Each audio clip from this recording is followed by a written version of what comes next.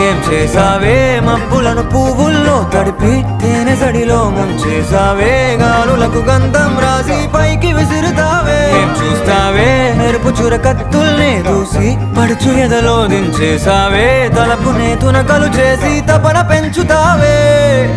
నడిచే హరివిల్లా నన్ను నువ్విల్లా గురి పెడుతుంటే ఎలా అను అనున విలవిల మనదా ప్రాణం నిలువెల్లా